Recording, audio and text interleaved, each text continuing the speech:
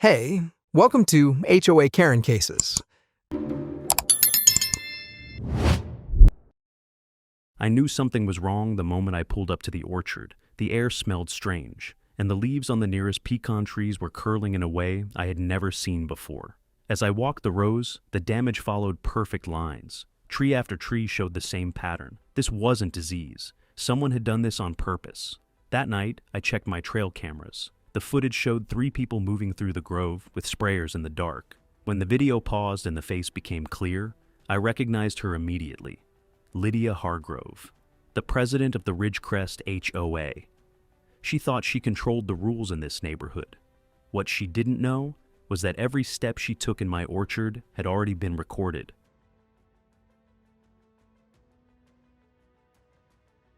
I smelled it before I saw it. I was pulling up my gravel driveway on a Sunday evening. Windows cracked, radio low, my old blue tick hound Duke riding shotgun in the back seat. And something hit the air that made my stomach drop like a stone off a bridge. It was sweet. Chemical sweet.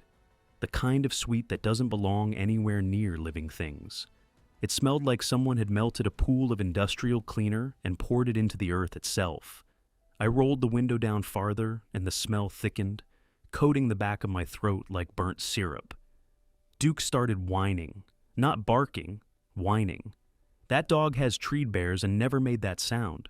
He knew something was wrong before I did.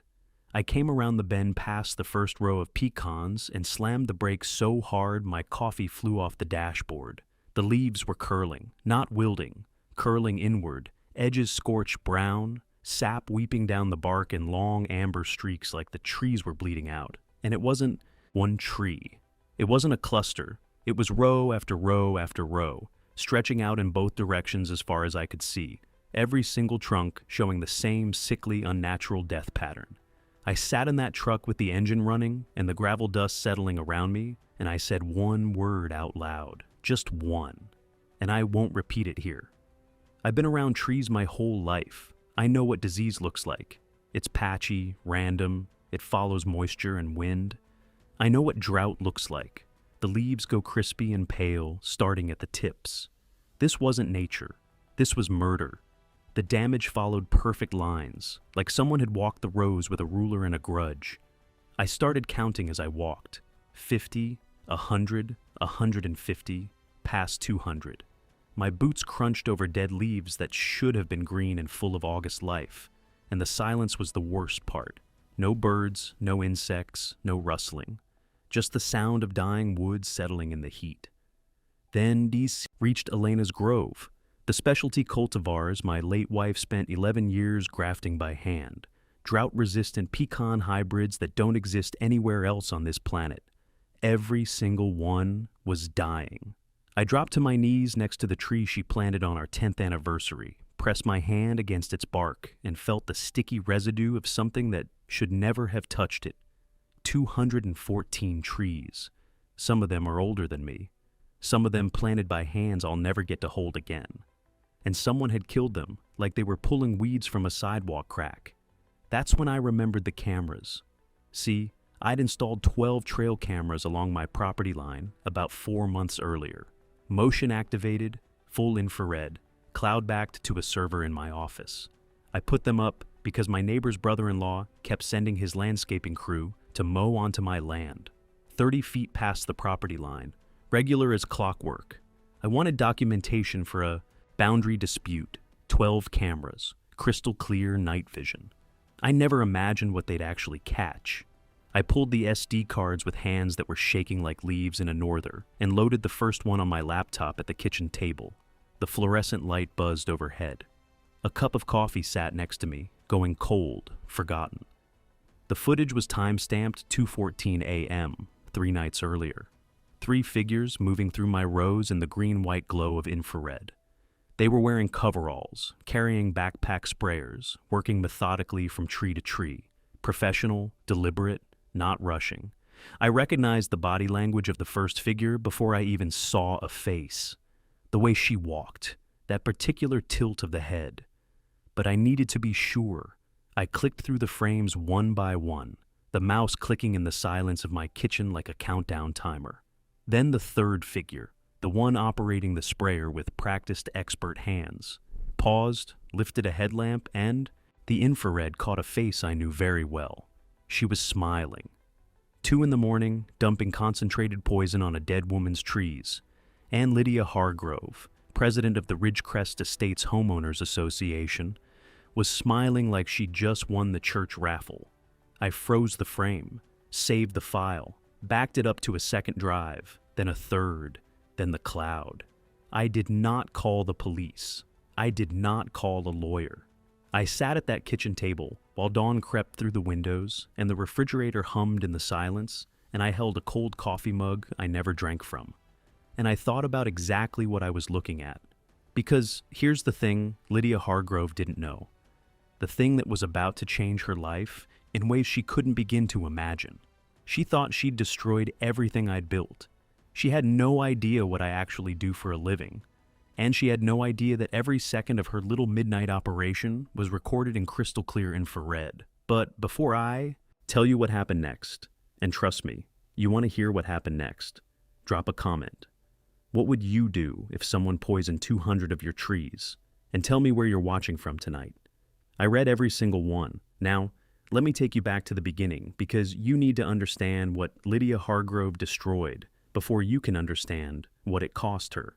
My name is Marcus Belfield. I'm 58 years old, and I'm a third-generation tree farmer in rural East Texas, just outside a little town called Cedarton that most maps don't bother naming.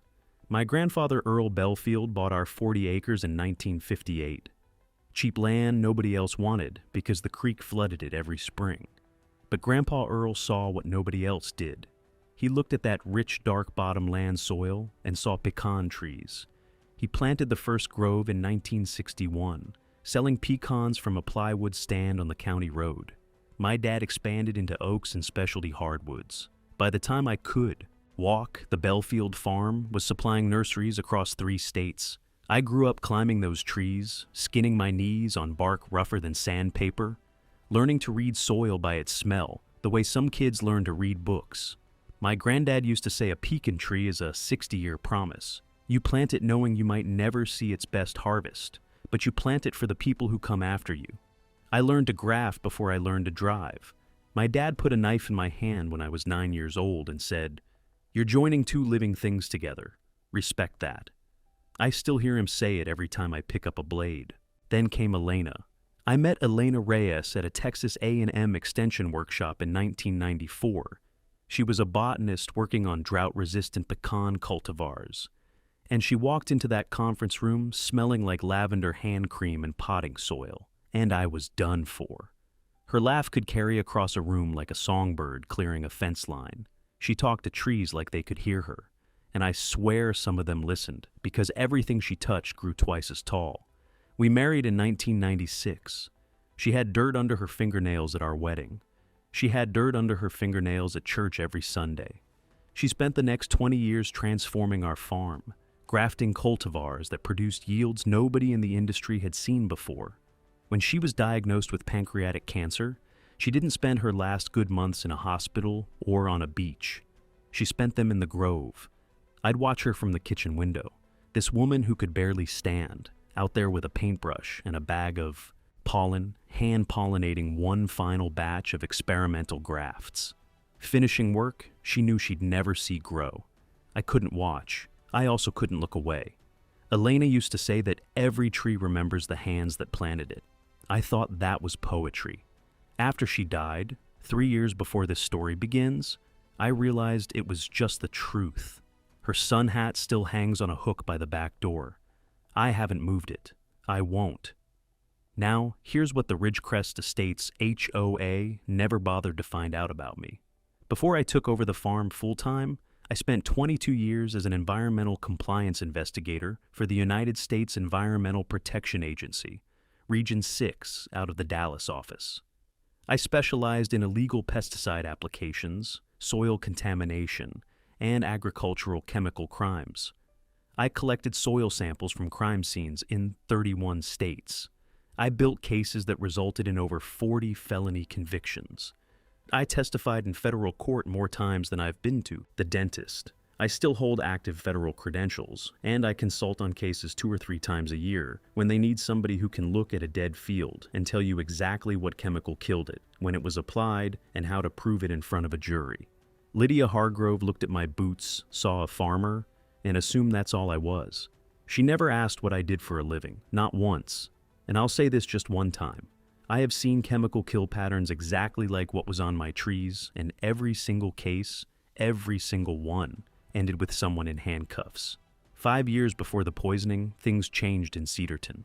A developer bought up the cotton fields bordering my east property line and built Ridgecrest Estates, 200 cookie-cutter homes sold as luxury rural living.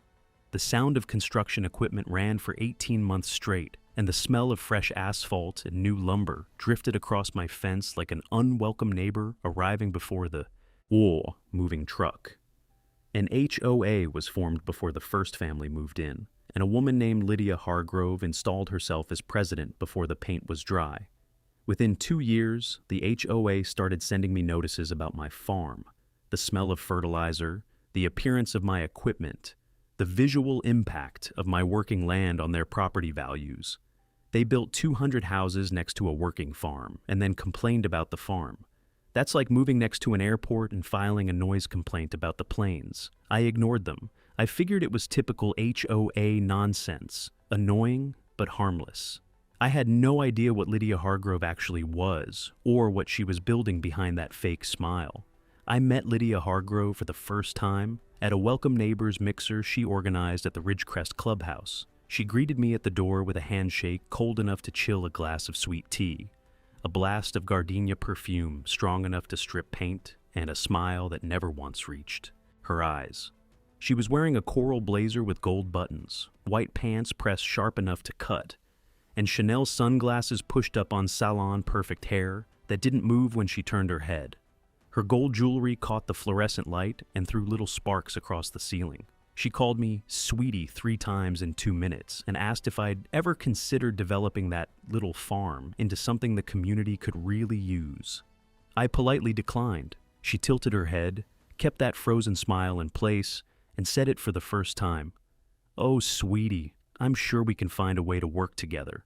After all, I don't make the rules, honey. I am the rules." Then she laughed, and the sound was about as warm as a January wind through a screen door. I smiled, shook her hand, and drove home. But I remember thinking, I've met 100 people like her in my career.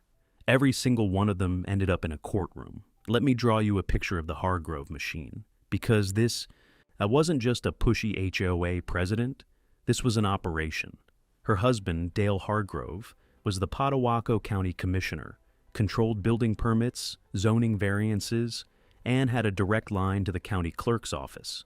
Her brother-in-law, Rick Hargrove, owned Hargrove Landscape Solutions, which somehow won the exclusive Ridgecrest maintenance contract without a single competitive bid.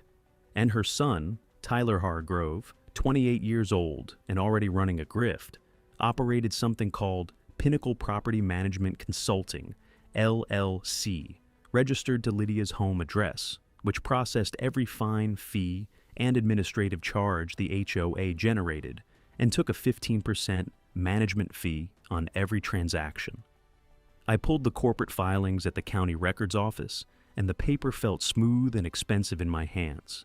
Tyler's invoices were printed on heavy stock with embossed letterheads, while the HOA notices went out on copy paper you could see through. The scratch of my pen on a legal pad filled the musty silence of that records room as I mapped the connections. Every dollar that flowed into the HOA flowed right back out to Hargrove. It wasn't a homeowners association.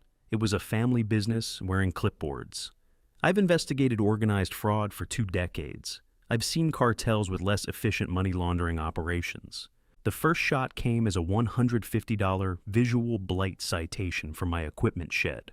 A metal building that stood on my property for 30 years, fully on my land, visible from Ridgecrest, only if you climbed on a step stool and craned your neck over the fence. I drove to the clubhouse to contest it. The place smelled like carpet cleaner and stale coffee, and the folding chairs squeaked on the linoleum like mice in a church basement. Lydia sat behind a folding table like it was a federal bench, flanked by 2 board members who never said a word, just stared at their hands. Her nails were coral, matching her blazer, and she tapped them on the table in a rhythm that was half bored, half threatening. She listened to me explain that my property is not in her HOA, smiled that permafrost smile, and informed me the $150 was now $225 because I'd missed the 10-day response window, which started the day the letter was mailed, not received. "I understand your frustration, dear," she said, her voice dripping with the kind of sweetness that gives you cavities and a headache at the same time. "But this community has standards, and I don't make the rules, honey. I am the rules. The fee stands. Would you like to set up a payment plan?" I told her my property wasn't in her HOA. She tilted her head. "Well, sweetie, that's a matter of interpretation, isn't it?" I sent a certified letter with a professional property survey showing my land is not within Ridgecrest's platted boundaries. Lydia responded with a $200 non-compliance penalty and a $75 administrative review fee. Total $425. I ignored it. Then, 4 weeks later, I got a certified letter from the Pottawaco County clerk. Heavy paper, official seal, the kind of envelope that makes your pulse jump before you even open it. A lien had been filed against my property for $425 in unpaid HOA assessments, filed by Tyler's consulting firm, approved by the clerk's office without verification. Because Dale Hargrove made a phone call. The metallic taste of adrenaline flooded my mouth as I read it. $425 in fake fees, filed as a real lien against a property that isn't even in their HOA, approved by a county office run by the villain's husband. They thought I'd just pay it and make it go away. I didn't pay. I didn't call a lawyer. I sat down at my computer, the screen humming softly in the quiet of my office, and I opened a new folder. I labeled it Hargrove. My hand was as steady as a surgeon's. I've opened folders like that before. The people in those folders are usually in prison now. That bogus lien, $425 of pure fiction, almost killed a 60-year-old farm. The lien triggered an automated flag with my farm insurance provider. I got a notice saying my policy was under review and might not be renewed. Without insurance, I couldn't sell trees commercially, couldn't operate equipment, couldn't hire seasonal workers. One fake lien, filed by a family running a shakedown operation, threatening to shut down everything my grandfather built back when Eisenhower was president. I spent 3 weeks on the phone with the insurance company, listening to hold music that sounded like a robot trying to play smooth jazz, drinking reheated coffee that tasted like battery acid, explaining the same thing to a new representative every single call, while faxed documents piled up on my kitchen table like snowdrifts. They eventually kept my coverage, but the damage to my time and peace of mind was done. That's the thing about bureaucratic weapons. They don't have to be real. They just have to exist long enough to burn a hole through your life. Meanwhile, Lydia filed a formal complaint with the Pottawaco County Agricultural Extension Office claiming my farm was contaminating Ridgecrest's water supply with pesticide runoff. She filed a contamination complaint against an EPA-trained environmental investigator. That's like filing a fake tax return and mailing it directly to the IRS commissioner's home address. The irony was almost beautiful. An inspector came out, tested the water, found nothing. But the visit created a public record, and Lydia spread it around the neighborhood that I was under investigation for environmental crimes. At the same time, Rick Hargrove's landscaping crew started regularly mowing a 30-foot strip of my property along the border, their commercial mowers droning like angry wasps, cutting my grass and kicking up the smell of fresh-cut clippings mixed with diesel exhaust. When I confronted the foreman, he shrugged and said, "Mrs. Hargrove told us this is HOA common area." I installed steel fence posts along my actual property line that Saturday, drove every one of them into the East Texas clay myself, my shoulders aching and my hands raw from the post driver. I came home from church Sunday morning to find every single post ripped out, stacked in a neat pile like firewood, with a fresh violation notice taped to the top. Unauthorized boundary structures, $1,200 penalty. I stood there looking at that pile of steel, my fence posts on my property pulled up by people who had no right to touch them, and every instinct in me wanted to drive straight to that clubhouse. But I didn't.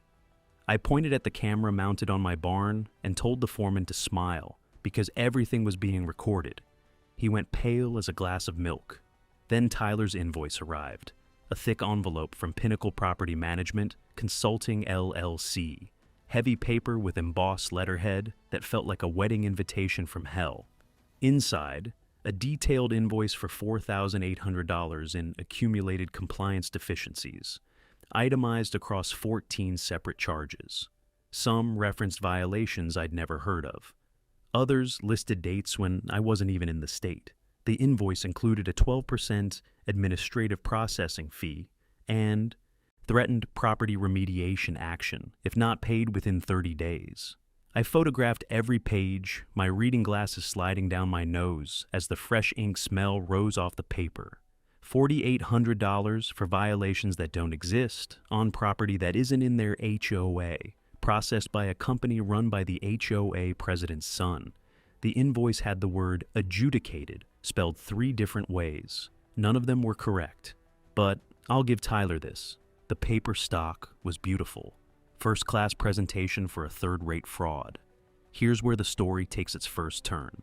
I was down at the county records office fighting that lien, a basement room that smelled like dust and old paper, fluorescent lights humming overhead like trapped insects. When I decided to pull Ridgecrest's HOA incorporation documents, not because I expected to find anything explosive, I just wanted to see if their paperwork was as sloppy as Tyler's invoices. I found the county filing easily enough, but then I checked for the corresponding registration with the Texas Secretary of State, the filing that gives an HOA its legal enforcement authority under state law. It wasn't there. I checked again. Checked a third time. It wasn't there because it never existed. Ridgecrest Estates Homeowners Association was never registered with the state of Texas. It wasn't just improperly filed, it was never filed at all. Which means every fine, every lien, every violation notice, every single dollar Lydia Hargrove had collected in 5 years of running, that HOA was built on a foundation of air. Her authority didn't just have holes in it. It didn't exist. My heart was thumping so loud in the quiet of that basement, I could hear it echoing off the file cabinets. I photographed everything. I told no one. I installed 4 more cameras on my property that week and started time-stamping every interaction. She was piling fees on a man whose property she had no legal right to touch, using an authority she never legally had. And she was about to do something much, much worse. Now we come back to the trees. With everything I've told you as context, the fake fees, the bogus lien, the family grift, the void charter, I walked my property again after finding that camera footage. But this time, I wasn't walking as a farmer. I was walking as a 22-year federal investigator, and I was carrying the same field kit I'd used on crime scenes from Texas to Michigan. The acrid chemical smell was still clinging to the soil days later, sharp enough to water your eyes. I collected samples from 20 different trees, soil cores, bark scrapings, leaf tissue, sealing each vial with a snap that echoed in the eerie silence of my dying grove. The contaminated soil felt greasy between my gloved fingers, slick and wrong, like the earth itself was sick. An amateur would have sprayed the trunks and killed the trees in a week. Whoever did this went for the root zones with measured doses, following the tree line in sequential order, trying to make it look like oak wilt or bacterial leaf scorch, slow death, plausible deniability. It's a professional technique designed to mimic natural disease. I know, because I've put professionals in prison for using it. I sat down with a legal pad, Elena's dog-eared field notebooks, and a USDA valuation manual I've owned for 20 years, and I started putting a dollar amount on what was destroyed. Mature pecan trees in full commercial production, $800 to $2,500 each, depending on age and cultivar. Heritage oaks, valued by trunk diameter and species. Elena's experimental grafted cultivars, the ones that exist nowhere else on Earth, documented in her research notebooks with pressed leaves still between the pages and genetic data that proves their uniqueness. Conservative estimate, $340,000 in mature tree value. But the real number, including decades of lost future yield and soil remediation, approached $1.2 million, $340,000. That's what 214 murdered trees are worth on paper. But the paper doesn't know that my wife's hands grafted 47 of those trees. Paper doesn't know that some of those pecans were planted by a man born in 1920, who never owned anything else of value in his life. When I used to write damage assessments for the EPA, the numbers were cold. They had to be. This time, sitting at my kitchen table with my coffee growing cold and Elena's notebooks, stacked beside me, my hand shook. And then came the second twist. I went back to the camera footage, frame by frame, enhancing the brightness on my laptop in the blue-white glow of the screen while cold night air leaked through an open window. The first figure was Lydia, confirmed by her build, her jewelry glinting in infrared, her headlamp illuminating that smile. The second figure wore coveralls and a cap pulled low. But the third figure, the one operating the backpack sprayer with practiced professional technique, paused at one point to wipe sweat from his forehead. He lifted his cap, and the infrared caught his face like a spotlight on an empty stage. I froze the frame and said his name out loud in my empty kitchen, and the words sat in the silence like a dropped gavel. Rick Hargrove, Lydia's brother-in-law, the HOA's contracted landscaper, the man whose company collects $285,000 a year from homeowner dues to mow grass and trim hedges. He'd used his own commercial, spraying equipment purchased with HOA funds, to poison my trees at 2 a.m. That's when I stopped being angry and started being patient, because I've been here before, and I know exactly how this ends. I called a former colleague at the EPA Dallas office, a senior enforcement officer I'd worked beside for 15 years. I described the chemical signature, the application method, and the concentration levels from my soil samples. His response came through the phone with the crackle of an old government building's phone lines. Marcus, if you've got what you're describing, video evidence of an unlicensed restricted pesticide application causing 6-figure property damage, that's not a state matter. That's ours. That's federal. I told him I knew. That's why I was calling him, and not the sheriff. See, the chemical was triclopyr at concentration levels that classify it as a restricted-use pesticide under federal law. It can only be applied by someone holding a current state applicator license. I'd already checked the Texas Department of Agriculture's public database. Rick Hargrove's applicator license expired in 2022 and was never renewed. He didn't renew because renewing costs $200 and requires a continuing education course. He was too cheap to spend $200 on a piece of paper. That decision was about to cost him everything he owned. I printed the license record, the paper warm from the printer, and added it to the binder with a click. The Hargrove folder was getting thick as a phone book, and I was just getting started. I started knocking on doors in Ridgecrest on a Tuesday afternoon, screen doors creaking open across the subdivision like a rusty chorus. I didn't reveal my plan, I didn't show credentials, I just asked one question. Have you had problems with the HOA? And the floodgates opened wider than the Neches River in spring. I wasn't looking for soldiers, I was looking for witnesses. In my old line of work, 1 victim is a complaint, 5 victims is a pattern, and a pattern is what turns a county dispute into a federal case. I knocked on 30 doors in 2 weeks. 26 of them had a story. Hoa and David Nguyen were first-generation Vietnamese Americans who'd planted a vegetable garden in their backyard. Lemongrass, Thai basil, bitter melon, herbs they'd grown up eating.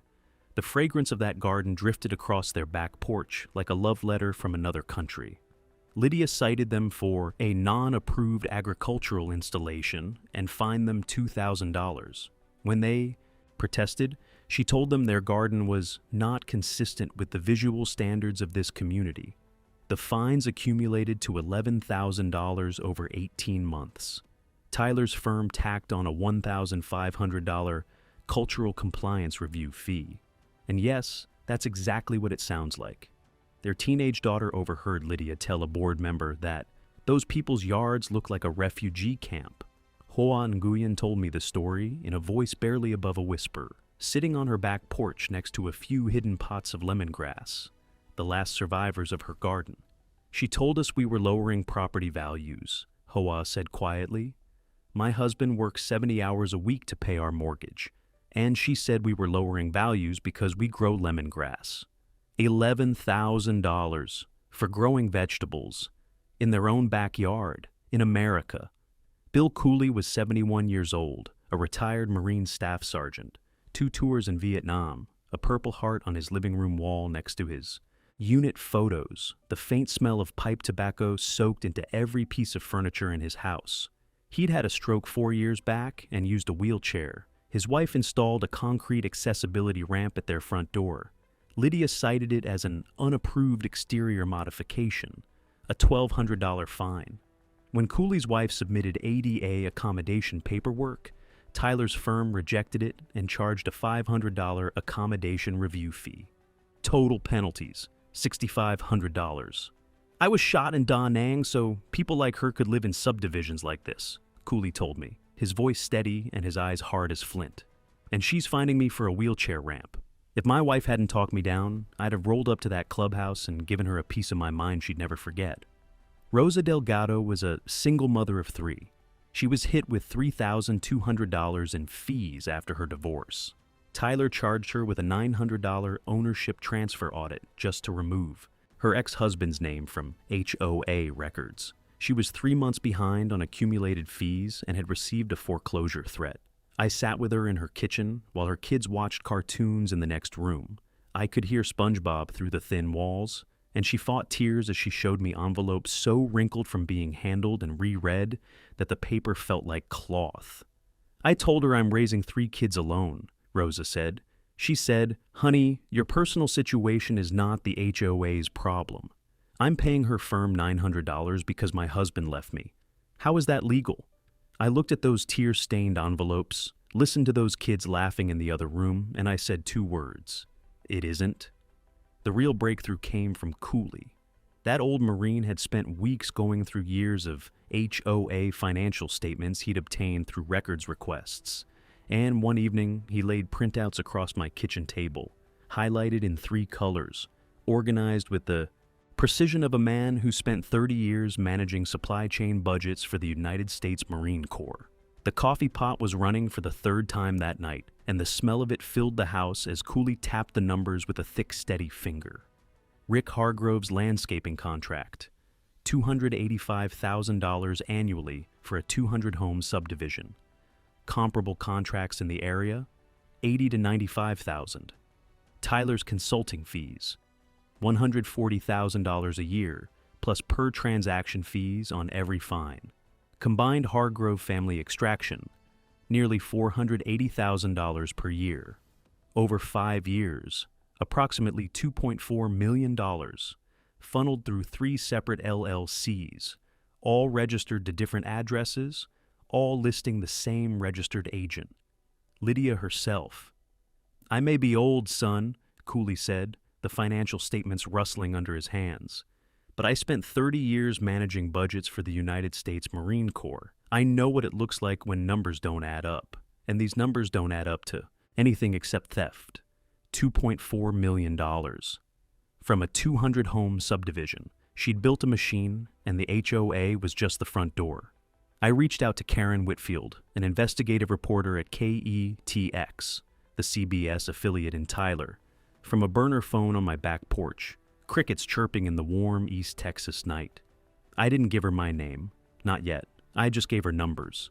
And in my experience, when you give a good reporter a trail of numbers that don't make sense, they'll follow it to the end of the earth. The net was closing. Lydia just couldn't feel it yet. She was still walking around Ridgecrest in her pastels and her perfume, telling everyone she was the rules. She was about to find out what the actual rules look like. Karen Whitfield's preliminary inquiries hit the county grapevine like a match in dry brush. Someone at the clerk's office tipped Lydia off that a reporter was pulling Ridgecrest HOA financial records. And for the first time, a crack appeared in that porcelain facade. Lydia called an emergency board meeting on a Tuesday night, the clubhouse fluorescent lights humming over 7 board members too terrified to speak up. And she rammed through 2 resolutions with all the subtlety of a freight train through a farmer's market.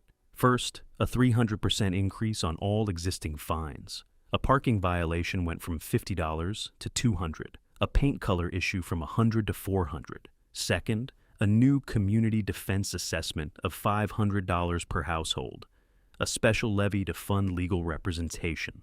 For herself, $100,000 extracted from homeowners to defend the person who'd been stealing from them. It was like watching someone set their own house on fire to destroy the evidence inside it. "Can she do this?" one board member whispered to another, their plastic chairs squeaking nervously on the tile. The other one just stared at the floor. "Who's going to stop her?" That's when Lydia made the dumbest decision of her life. And I say that as someone who has watched people make spectacularly dumb decisions for 22 years. She found out about the charter void, probably through Dale's contacts at the county. And instead of hiring a lawyer, instead of quietly fixing the registration, she decided to fix it herself. She created backdated charter documents. She forged the signatures of 2 Ridgecrest homeowners who'd moved out of state years ago. And then she walked into the Cedarton post office, bought postage, and mailed those forged government filings to the Texas Secretary of State. She also mailed amended incorporation documents to the county clerk, using the United States Postal Service to transmit fraudulent government filings containing forged signatures. In 22 years of investigating fraud, I've seen people make a lot of desperate moves, but mailing forged documents to the Secretary of State through the U.S. Postal Service is, and I want to be precise about this, one of the dumbest things I have ever seen a human being do. She didn't just dig her own grave. She stamped it, addressed it, and paid for postage. The investigation converged from 3 directions at once, like 3 rivers pouring into the same canyon. My EPA contact connected me to a U.S. postal inspector named Agent Dominguez, who'd been tracking HOA fraud across 3 Texas counties for 8 months. And Lydia's operation fit the profile like a glove on a hand. The Postal Inspection Service opened a formal case: mail fraud, wire fraud, forgery. The Texas Commission on Environmental Quality opened a criminal investigation into the restricted pesticide application based on my soil samples, and the IRS Criminal Investigation Division started pulling at the thread of $2.4 million routed through 3 shell LLCs with no corresponding income on the Hargroves' personal tax returns. I coordinated with all 3 agencies from my kitchen table, binders stacked on the counter like a fortress wall, printer running so long it smelled like warm ink, my 4th cup of black coffee leaving a bitter coating on my tongue. "Mr. Belfield," Agent Dominguez told me over the phone, "I've been looking for this woman's operation for 8 months. You just handed me the case on a silver platter." I told him to make sure the platter included handcuffs, 3 federal agencies, 1 HOA president. She told everyone she was untouchable. I've heard that before too. Usually about 6 months before sentencing. The date was set. The arrest warrants were signed. The search warrants were ready. Karen Whitfield's story was edited and queued for broadcast. And the date chosen for the takedown was the annual Ridgecrest Community Barbecue, a public event Lydia insisted on hosting every year. Her personal showcase, her throne room. Dale warned her to cancel it, lay low, stay quiet. And Lydia said what Lydia always says: "I don't make the rules, honey. I am the rules." She wanted her stage. She insisted on her moment in the spotlight. I drove past Ridgecrest the night before and saw the banners going up in the fading light, the rented tents, the bounce house being inflated. I could hear the distant sound of someone hammering tent stakes into the ground. I went home, climbed into cool sheets, and slept like a stone for the first time since Elena died. I dreamed about pecan trees. The morning of the Ridgecrest Community Barbecue was hotter than a blacktop parking lot in August. I pulled up at 11 a.m., clean jeans, a pressed button down, and my EPA credentials in my breast pocket, right over my heart. The smell of mesquite smoke and slow-cooked brisket hung in the air, like a cloud you could taste. Country music crackled through cheap rented speakers. Kids bounced on the inflatable castle. Families sat at folding tables under striped tents. And there was Lydia, center stage in a lavender sundress and oversized sunglasses, greeting people at the entrance like a Southern empress receiving subjects. Her white teeth were visible from 50 yards away, her perfume probably from 100. At noon, She took the microphone, tapped it twice, and smiled that smile. "Welcome to the 5th annual Ridgecrest Barbecue," she announced, her voice ringing across the field. "This community is my heart, and I don't make the rules, honey. I am the rules. Now let's eat." The crowd clapped politely. I stood near the back with Bill Cooley, the Nguyens, and Rosa Delgado. Cooley looked up at me from his wheelchair, and I asked him quietly, "How's your appetite, Bill?" He didn't smile. He just said, "Son, I've been hungry for this meal for 3 years." The event coordinator, a coalition ally who'd volunteered for exactly this moment, stepped to the microphone and invited me up for a few words from our neighbor. The crowd shifted. I walked to the front.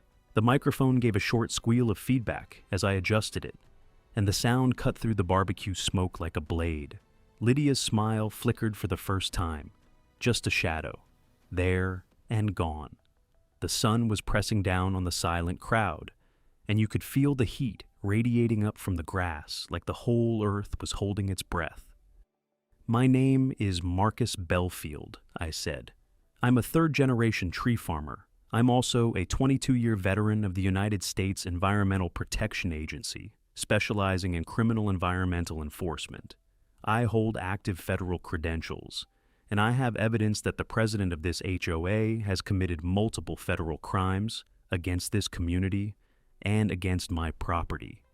The silence that followed was so complete I could hear the bounce house motor humming 100 yards away. 200 faces stared at me. I laid it out, calmly, evenly, never raising my voice above a conversational tone. The poisoned trees, the restricted herbicide, the camera footage, the expired license, the fraudulent charter, the shell companies, the $2.4 million in diverted funds. 4 minutes.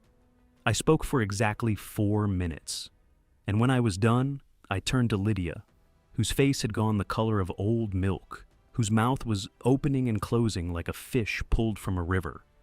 And I said, "You told me you were the rules, Lydia. You told everyone here the same thing. But I have spent my entire career enforcing the actual rules. And ma'am, you have broken every single one."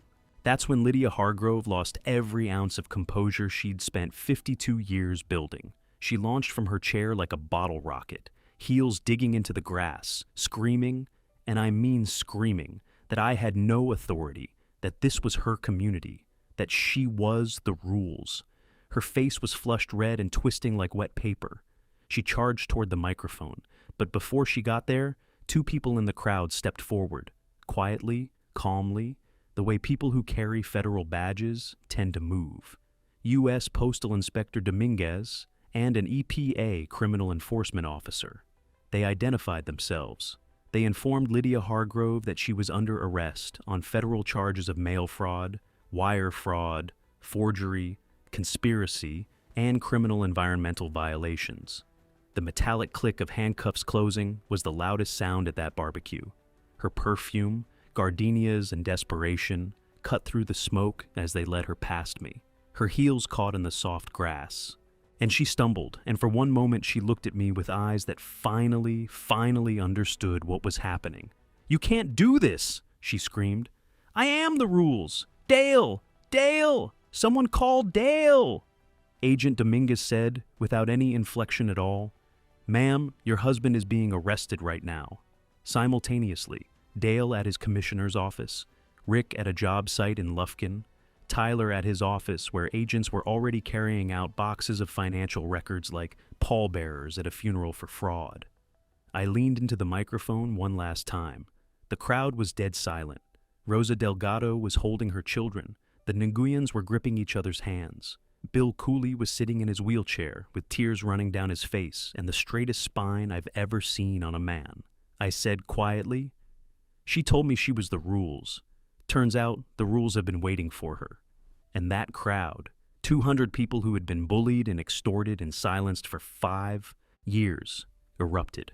Applause, shouting, crying, hugging. The sound rolled across that barbecue field like thunder after a long drought. Karen Whitfield's story aired on KETX at 6 o'clock that evening. The lead image, Infrared footage of Lydia Hargrove smiling while poisoning my trees at 2 in the morning. The footage of her being arrested in her lavender sundress at her own barbecue played on a loop behind the anchor's desk. My interview closed the segment. I was calm.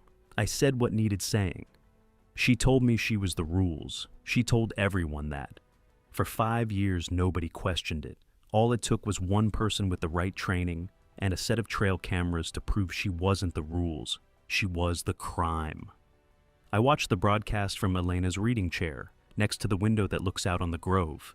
The fabric was worn soft, and if I sat still enough, I could still catch the faintest trace of her lavender hand cream in the cushion. The trees outside were brown, but they wouldn't be brown forever. The federal trial lasted 7 months. The evidence was a mountain: camera footage, financial records, forged documents, soil samples, expired licenses, and testimony from dozens of victims. I testified for 2 days. Cooley testified for 1, and the courtroom went silent when he rolled up to the stand in his wheelchair and stated his name and rank. The courtroom smelled like wood polish and recycled air, and every time the judge's gavel came down, it sounded like a door closing on the Hargrove family's future. Lydia Hargrove was convicted on 14 federal counts: mail fraud, wire fraud, conspiracy, forgery, criminal environmental violations. Sentenced to 11 years in federal prison. 11 years. That's how long it'll take for some of my new pecan trees to produce their first real harvest. Lydia Hargrove will be in a federal prison cell for every single one of those growing seasons. There's a kind of poetry in that. Dale Hargrove, 6 years, stripped of his commissioner seat, barred from public office for life. Rick Hargrove, 4 years, permanent revocation of all professional and contractor licenses. Tyler Hargrove, 3 years, ordered to pay full restitution. Tyler cried when they read his sentence. Lydia didn't cry. She just stared straight ahead in her prison jumpsuit. No more pastels, no more gold jewelry, no more Chanel sunglasses. Like she still couldn't believe the rules applied to her. Total Hargrove family asset forfeiture. $2.1 million. Every fraudulent lien was dissolved by court order. Every fake fine, void. The Nguyens received full restitution plus damages. David Nguyen, the man whose garden Lydia said looked like a refugee camp, was elected the first president of the new Ridgecrest Neighborhood Association. By unanimous vote. The lemongrass is still growing in his backyard, open and proud, and it smells wonderful. Bill Cooley's ramp fees were refunded, and the neighborhood sent a formal apology, the first honest document that organization had ever produced. Rosa Delgado's foreclosure threat evaporated, and she received $12,000 in restitution. She called me the week after the verdict, crying so hard she could barely speak. "Mr. Belfield," she said, "my kids don't have to be scared anymore." That phone call was worth more than any settlement check. Ridgecrest dissolved the HOA entirely and formed a voluntary neighborhood association with elected officers and transparent financial reporting. New sign out front and everything. The sound of children playing freely in the Nguyens' garden was the sweetest thing I'd heard in years. I used a portion of my settlement to establish the Elena Belfield Conservation Fund, grants for small farmers across East Texas, working to preserve heritage trees. And the first week of October, Elena's favorite month, I planted 214 new trees, one for each one they killed. The morning, air was cool on my face. The soil smelled like turned earth and possibility, and I used Elena's notes, her techniques, her grafting methods. My hands were covered in red East Texas clay, calloused and steady, the same way hers used to look. Some of those new cultivars will carry her genetic work forward for 100 years. Lydia Hargrove tried to erase my wife's legacy. Instead, she gave me a reason to make sure it lives forever. The new trees stood thin and young in the spaces where old giants used to be, and the grove was quiet.